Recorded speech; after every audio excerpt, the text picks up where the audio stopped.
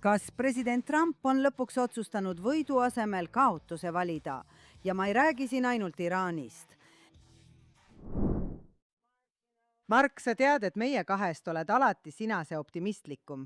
Nii et ma annan selle küsimuse sulle üle. Nii et ma olen Iraani suhtes optimistlik, kui nüüd juba üle 60 päeva tagasi. Sest vastastikuse mõistmise memorandum allkirjastati veidi üle 60 päeva tagasi. Ameeriklased allkirjastasid selle kokkuleppe Iraaniga.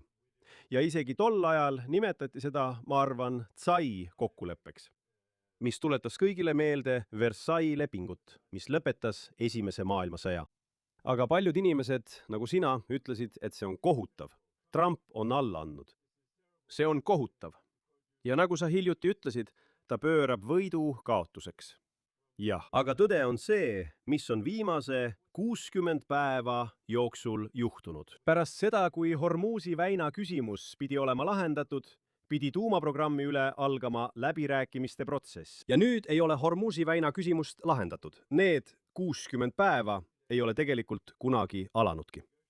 Läbirääkimised tuumaprogrammi üle ei ole isegi veel alanudki. Ja ma ütlen seda kõike miks. Sest kui sa oled pessimist, siis ütleksid, et Trump oleks järele andnud ja oleks sündinud halb kokkulepe, nagu Obama teine kokkulepe. Seda pole juhtunud. Vastupidi, Ruuti võiks isegi väita, et Iraani blokaad on raudkindel. Nende majandus variseb kokku. Nende rahval pole vett ega elektrit. Nende sõdurid ei saa palka. Režiim veritseb ja veritseb kõvasti. Ja iga päevaga nende olukord halveneb. Nad on rahvusvaheliselt isoleeritud. Võib-olla annavad hiinlased ja venelased neile sõnalist toetust, aga mingit käega katsutavat abi nad ei anna. Iraani režiim on tohutu surve all. Ilma totaalse sõjata, ilma et nafta hind oleks lakke tõusnud. Vastupidi, nafta hind on stabiliseerunud, võib-olla kõrgem kui sõja alguses, kuid palju madalam kui sõja haripunktis. Kas see ei ole kurnamissõda, mida Ameerika saab võita? Okei, kõigepealt, ausalt öeldes ma vihkan kurnamissõdu. Selle oleks võinud juba võita. Ja siin ongi probleem. Majandussanktsioonid režiimi vastu, see on suurepärane. Ma olen selle poolt ja sul on õigus. See võib selle surve all kokku variseda. Probleem on selles, et samal ajal varisevad ka iraanlased selle surve all kokku. Ja nad olid valmis seda tegema täpselt nii, nagu iisraellased on alati olnud valmis taluma palju ohtu ja rakette, et töö saaks tehtud. Iraanlased on selles osas olnud tõeliselt kangelaslikud. Siin on probleem. Neil ei ole relvi. Ja see režiim on džihadistlik, islamistlik režiim, millel on ideoloogia, mitte lihtsalt äriline vaist või selle puudumine. Ja nad murduvad surve all.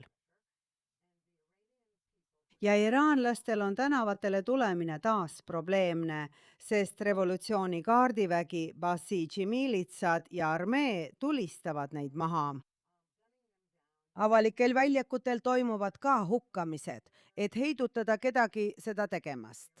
See on üks probleem, aga veelgi suurem probleem, ütleksin ma, on seotud Islamivabariigi arusaamaga võidust. Ja Lähis-Idas on arusaam peaaegu sama tähtis kui tegelikkus. Kui sa ütled jah ja Trumpi administratsioon ei sõlminud mingit lepet, sul on õigus, sest režiim ütles ei. Ja selle asemel, et öelda, okei, tead mis, teiega on nüüd kõik. President Trump ähvardas mitu korda.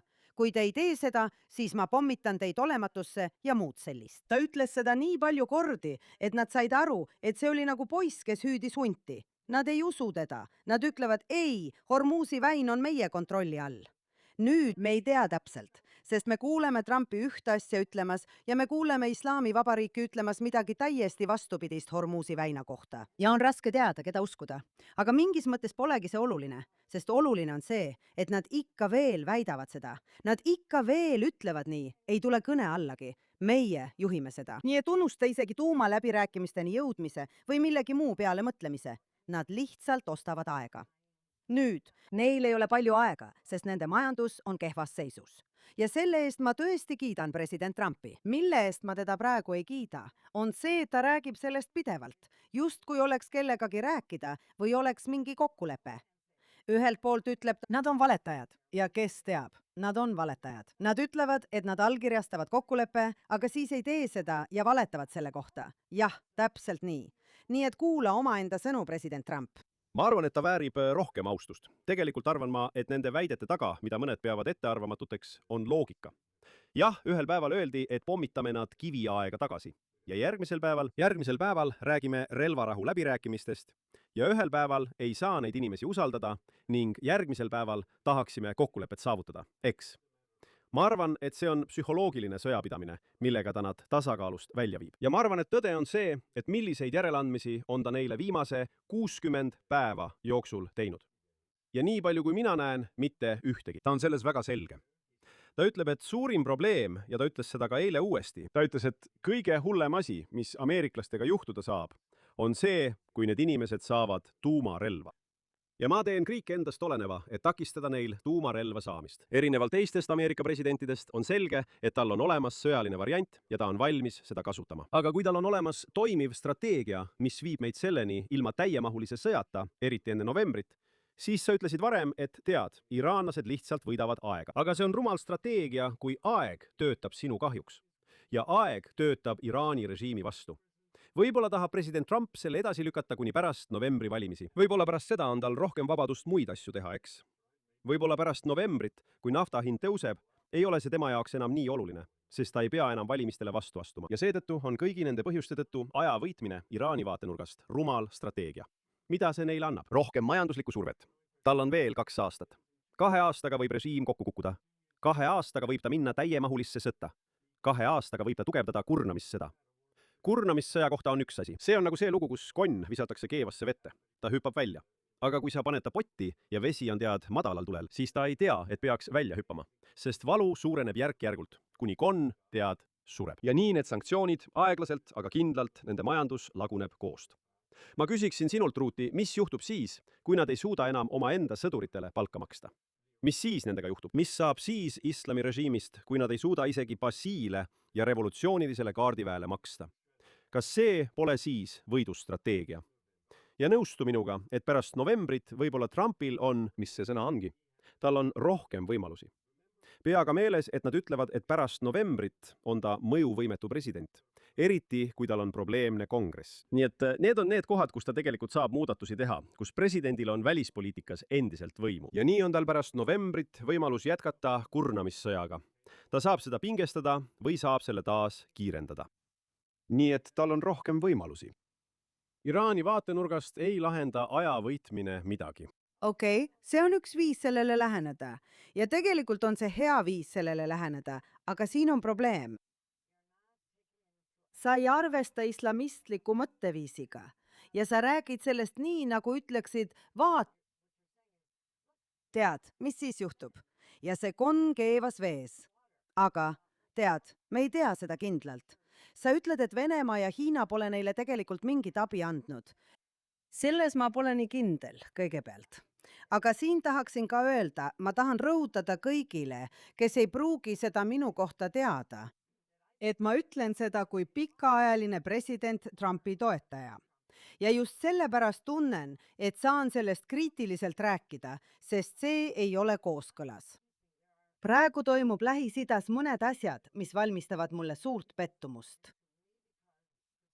Just nimelt sellepärast, et need ei ole kooskõlas tema üldiste sammudega, mida ma toetasid ja mida ma arvasin olevat geniaalsed. Ja nüüd räägime teistest areenidest, mis on seotud Iraaniga. Räägime sellest ja kui ma räägin võidust versus kaotusest, räägime Gazast ja siis on veel Liibanon. Nii et tead, räägime korraks Gazast. Iisraelis on vaidlus, arutelu, ütleksin ma. Inimeste vahel, kes ütlevad seda. Tegelikult on Gazas alles sama palju terroriste, Hamasi terroriste, kui enne 7. oktoobrit. See on esimene punkt. Ja teine, et eelmisel nädalal on Iisrael tegelikult väga rahulikult suhtunud 7. oktoobri terroristide ja teiste jälitamisele. Ja samal ajal on suurem probleem see, et Jared Kushner, Trumpi väimees ja lähedane nõunik, käis eile Egiptuses ja kohtus Hamasi terroristide ja juhtidega. See on iseenesest häiriv ja see rahunõukogu, mis tegelikult see on nagu muinasjutumaa, sest Hamas ei kavatse relvi maha panna. Ja igatahes see niinimetatud tehnokraatlik režiim, mis väidetavalt võimule tuleb, on täis Hamasi ja Fatahi liikmeid. Ja tead, ma ei näe, et see üldse töötaks. Aga Jared Kushner käis seal, et Hamasiga suhteid siluda ja relvitustamisest rääkida. Ja nüüd muide, kui me räägime, ütlen ma ka tänase kuupäeva. Nii et kui see kunagi välja tuleb, siis te mõistate, et me räägime 17. augustil. Ja Kushner, nii palju kui mina tean, on praegu teel Iisraeli, et kohtuda peaminister Netanyahuga. Ogu. Nii et siin pole midagi uut ruuti. Ma mäletan, et Trumpi administratsiooni esimestel kuudel kohtus nende terrorismivastase võitluse juht. Ei, mitte terrorismivastase võitluse juht, vaid isik, kes vastutas välisriikide poolt kinnipeetavate pantvangide vabastamise eest Hamasi esindajatega. Ja siis, et pantvangide asjus kokkuleppele jõuda, Witkov kohtus Hamasiga. Ta rääkis isegi sellest, kuidas tal oli üks isiklik hetk ühe Hamasi esindajaga, kellega ta läbirääkimisi pidas. Ja nii kohtuski mõni Trumpi administratsiooni kõrge ametnik Hamasi inimestega. Nii et sa ütled, et see on Jared Kushner, ta on presidendi väimees ja nii edasi. Aga see ei ole uus, et Trumpi administratsioonis kõrgel tasemel, eks ole, presidendi kõrged nõunikud. Witkov on vanem nõunik. Kushner, kes on vanem nõunik, kohtus Hamasi inimestega. Ja siin ilmselgelt olen ma nõus. Mulle ei meeldi see maitse, mulle ei meeldi see lõhn, mulle ei meeldi, tead, see ei sobi mulle. Teisalt tõde selgub proovides. Jah, kui Witkov kohtub Hamasiga. Kushner, ei. Kui Witkov kohtus Hamasiga, saime eelmisel aastal oma pantvangid välja, eks? Kas see oli hind, mida tasus maksta? Ja ma väidaksin, et tõenäoliselt jah.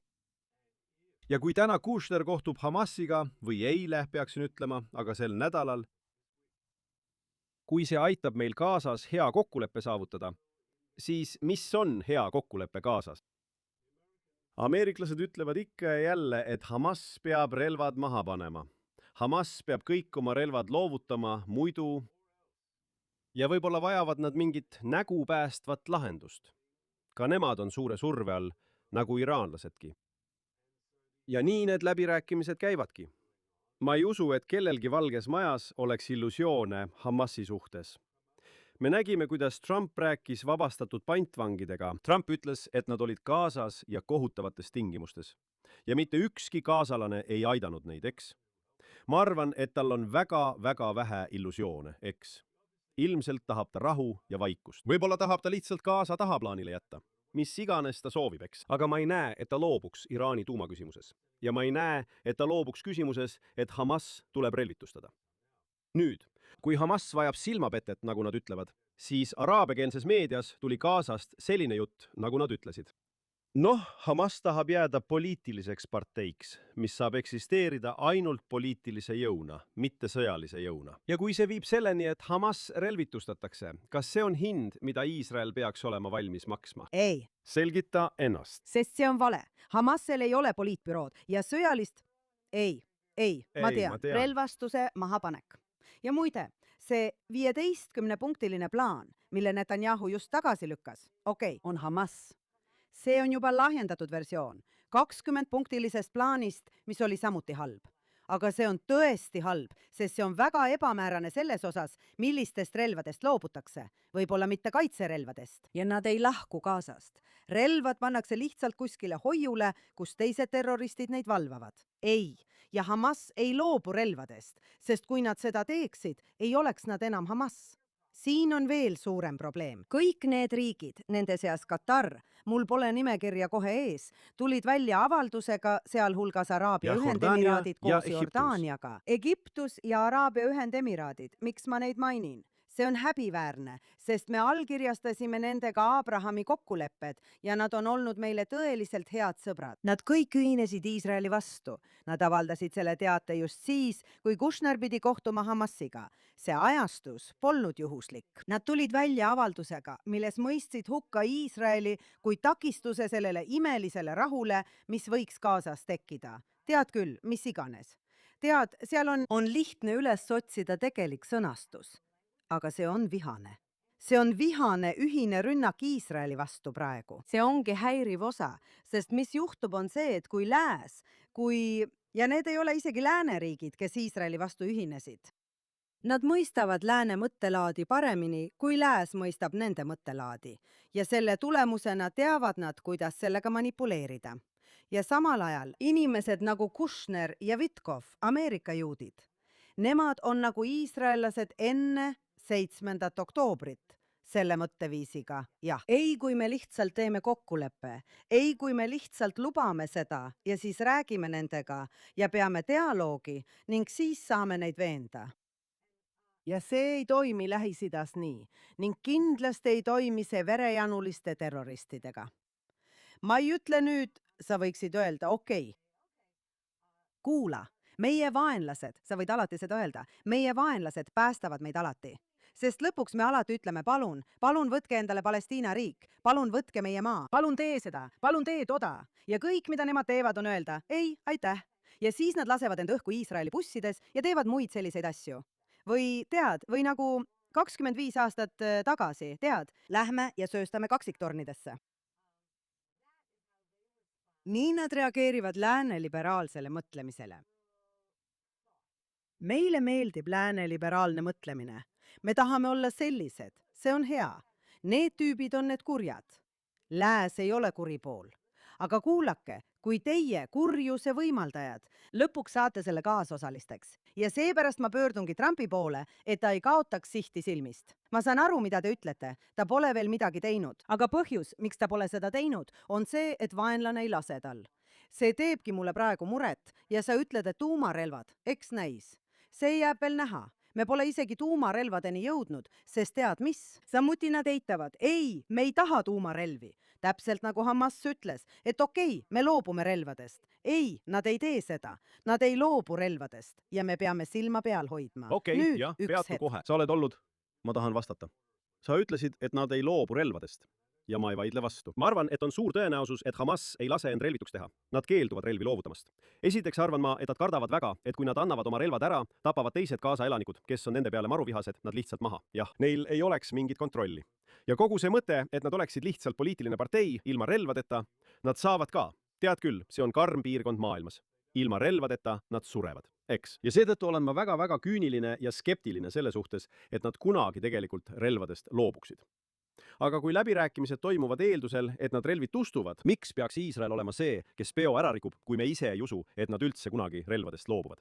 Teisisõnu, kui neil on olukord, kus Trump on selle kokkuleppe sõlminud ja meie nõustume selle kokkuleppega. Nüüd, mina kaldun arvama ja me arutasime seda eelmisel nädalal ning sellest ajast alates pole selles küsimuses midagi juhtunud. Mäletate, Netanyahu ütles avalikult, ma keeldun neid 15 punkti vastu võtmast. Ja ta ei pidanudki neid vastu võtma, sest see oli kokkulepe, mis saavutati Hamasi ja rahunõukogu vahel. Iisrael ei olnud selleks osapooleks. Me ei kirjutanud mingile kokkuleppele alla ja siis sellest taganenud. Me ei olnud selle kokkuleppe osa. Ja me ütleme, et me lükkasime selle tagasi. Ja siis küsis üks ajakirjanik, nagu te mäletate Trumpilt, Washingtonis. Kas teil on mingit vastus sellele, et Netanyahu on teie kokkuleppe tagasi lükanud, küsis ta. Ja siis ütles Trump põhimõtteliselt, ma tulen selle juurde tagasi.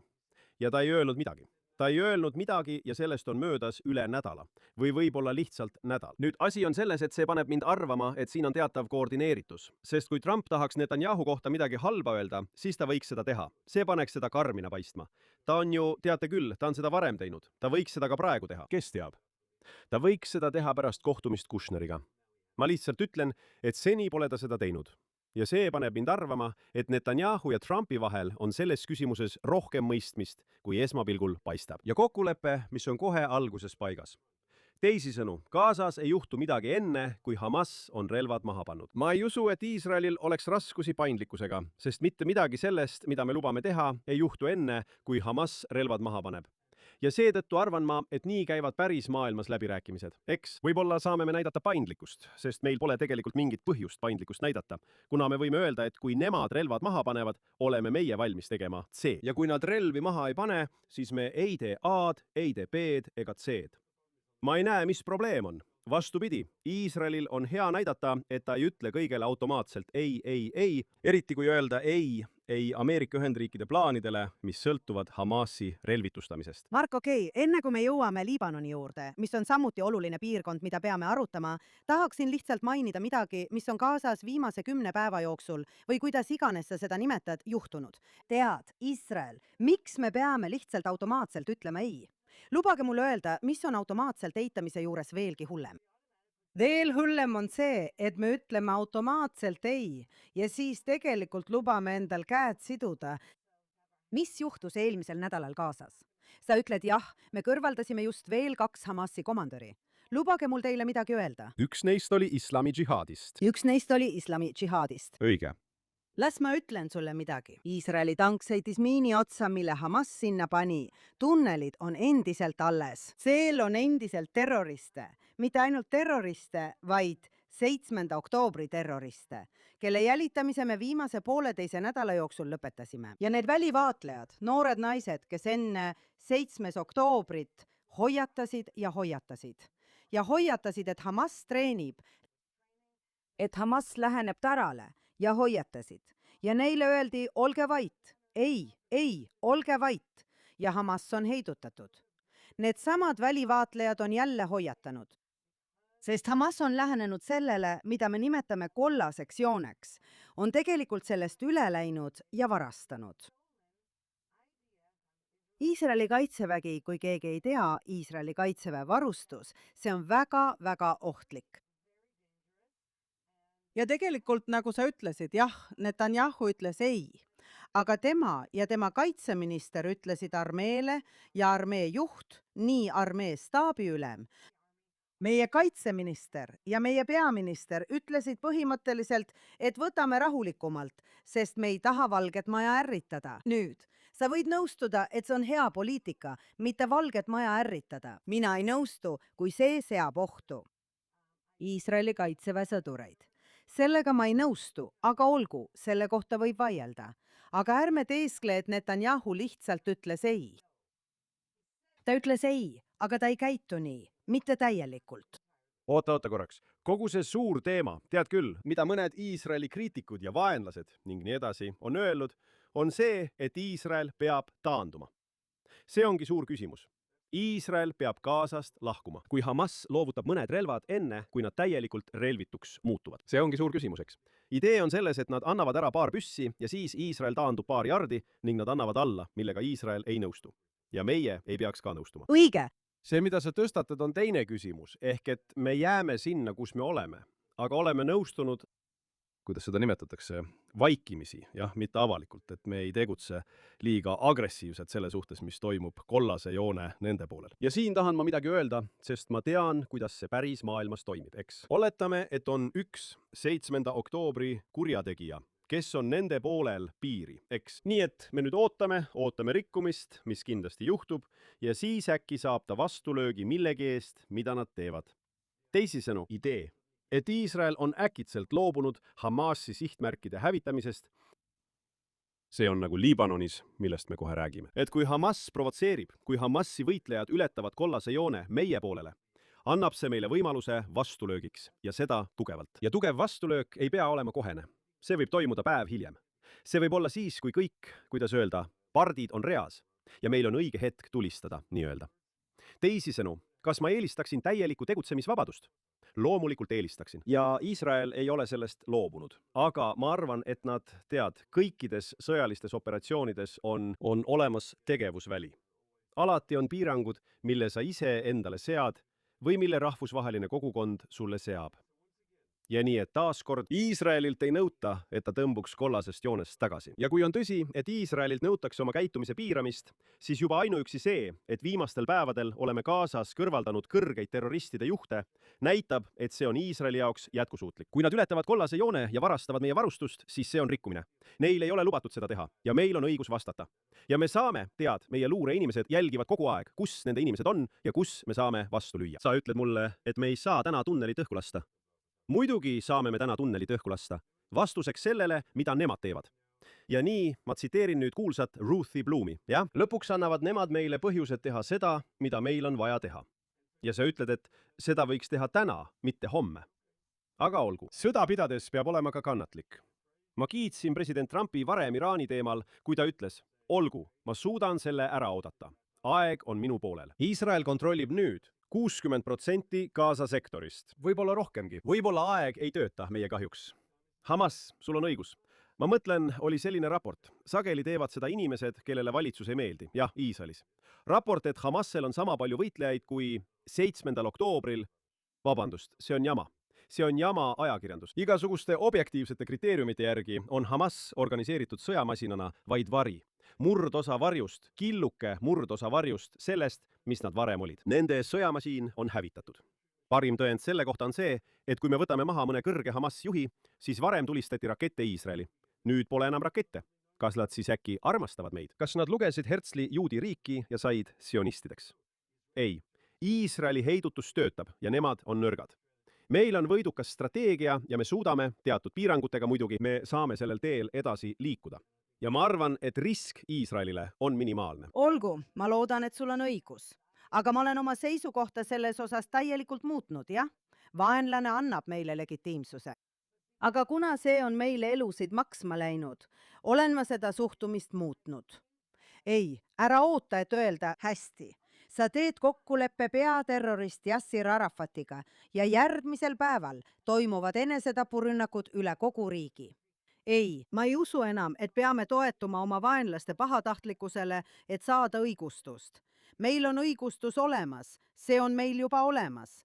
Nüüd räägime Liibanonist, sest see on valdkond, kus näis tõesti olevat põhjust lootuseks. Liibanoni valitsus ja Iisraeli valitsus olid sõlmimas kokkulepet, mille vahendajaks oli Ameerika Ühendriigid. Et ühiselt Hezbollah vastu võidelda ning lasta Liibanoni armeel võtta üle Hezbollah kontrolli all olevad piirkonnad, et näha, kas nad saavad sellega ise hakkama ilma Iisraeli armeeta. Nüüd. Ja siin me oleme jälle. Iisraeli sõdurid 3 said paar päeva tagasi raskelt haavata. Hezbollah eskaleerib olukorda ja eksperdid, keda ma usaldan, usuvad, et Iraan andis selleks käsu, et Islami Vabariik andis selleks käsu. Nad eskaleerivad olukorda ja Liibanoni armee ei saa eriti hästi hakkama. Kuid see, millega Liibanoni valitsus väga hästi hakkama saab, on Iisraeli taasründamine. Nii et ma mõtlen, ma peaksin kõige pärast muretsema. Jah, pärast 7. oktoobrit peame olema eriti valvsad. Sa pead kogu aeg olukorral silma peal hoidma. Aga tegelikult näen ma Liibanonis väga positiivseid arenguid. Mis siis on juhtunud? Hezbollah juhtkond on suures osas kõrvaldatud. Hezbollah sõjamasin on suures osas hävitatud, purustatud, tugevalt mõrgestatud. Nagu Hamas, nad on nüüd vaid vari, killuke sellest, mis nad kunagi olid, oma võimes jõudu projitseerida. Okei, kõik see on fakt. Üks selle väga hea uudise negatiivseid tagajärgi, sest see on tõesti hea uudis, et Hezbollah ei ole enam see hirmuäratav sõjamasin, mis ta kunagi oli. Üks selle negatiivseid tagajärgi on see, et Iraani revolutsioonikaardivägi on nüüd Liibanonis ja juhib Hezbollah'd otse. Okei, nemad annavad käske ja see on solvang mitte ainult Iisraelile, vaid ka liibanonlastele. Varem oli vähemalt see teesklus, et Hezbollah on Liibanoni organisatsioon Iraani orbiidil.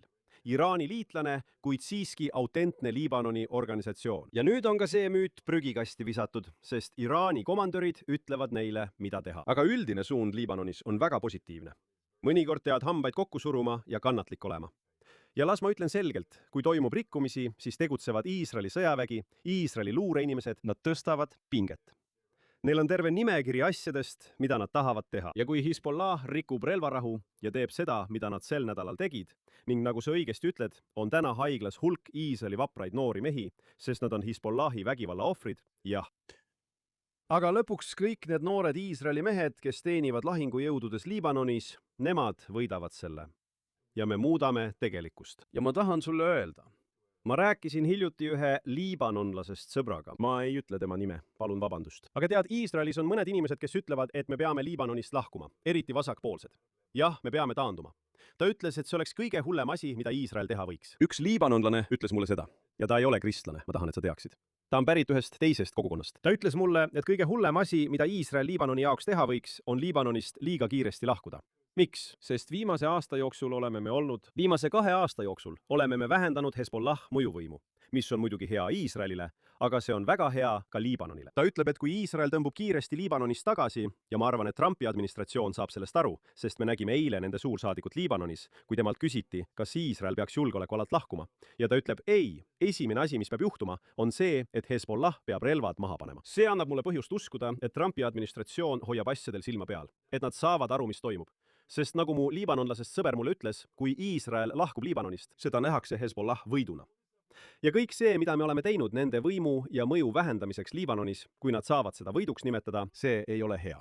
Aga ma arvan, et üldine suund ruuti on hea. Nagu ma olen varemgi podcastis öelnud ja ma ei taha olla solvav, sa võid olla proua hädakuulutaja, jah. Ja ma arvan, et see on õige. On oluline, et Ruthie Bloom oleks olemas, et anda halbu uudiseid ja rääkida sellest, mille pärast me peame muretsema. Aga ma arvan, et on oluline sügavalt hingata ja reaalsusele otsa vaadata ning öelda, kuule, asjad on palju paremad kui varem. Ma küsiksin sinult järgmist. Kas olukord Gazas on täna Iisraeli jaoks palju parem kui aasta tagasi? Ja vastus on jah.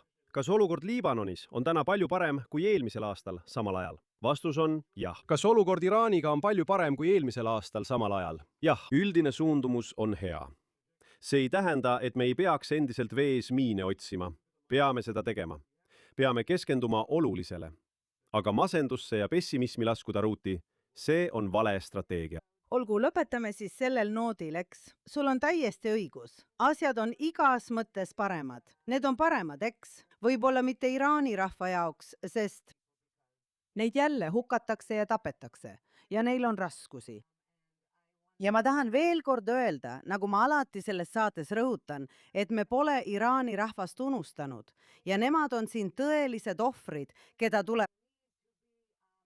Neid tuleb päästa. See on parem kõigile, mitte ainult neile. On parem kogu maailmale, kui nad vabaneksid sellest jälgist režiimist ja neil oleks ühiskond, mis saaks õitseda nii, nagu Iraani rahvas suudaks.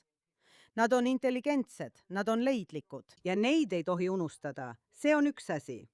Aga las ma lõpetan. Ma ütlen teile, miks ma nii tunnen. Minu sünge meeleolu tuleb just sellest, et ma ütlen, meil olid kõik need võidud. Kõik, mida sa ütled, on tõsi.